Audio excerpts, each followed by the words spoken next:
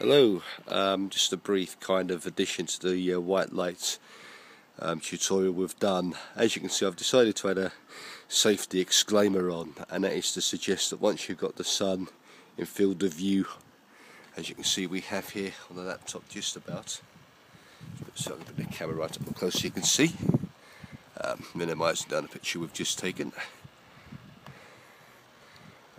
Probably see more of my reflection there, but it, it is in there. Best thing to do once you've done that, though, and the point of this brief recording, is take the finder scope out. Probably safest, especially if you've got other people around you.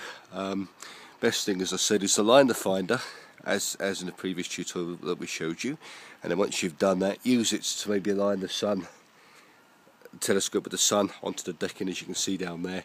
But once you've done that and you've engaged your motors and everything's followed, and you've got your white light filter snugly on there as well, make sure that's on there before you go anywhere near the sun. Once you've done that, take your finder out, and then that way you don't need it anymore, and it removes that bit of danger that you might have if you accidentally sort of came into field of view of that and got harmed. So just a brief addition to the white light work. Previously I'd left the finder in there. That was me working by myself. So I was kind of knew what I was doing. For your purposes, I suggest taking the finder out. In fact, if you can align the telescope without the finder, then take the finder off the telescope before you align to the sun, and make sure as well you've got your filter on and you've checked the filter to make sure there's no issues. And then once that's done and in place, you can then begin to do some white light solar astronomy or whatever else you might be doing with regards to the sun.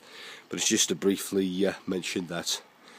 Any questions though, please don't hesitate to drop me an email at onlineastronomysociety@gmail.com, and I'll be happy to clarify anything. But I just wanted to add that on as a kind of a disclaimer. Thank you very much.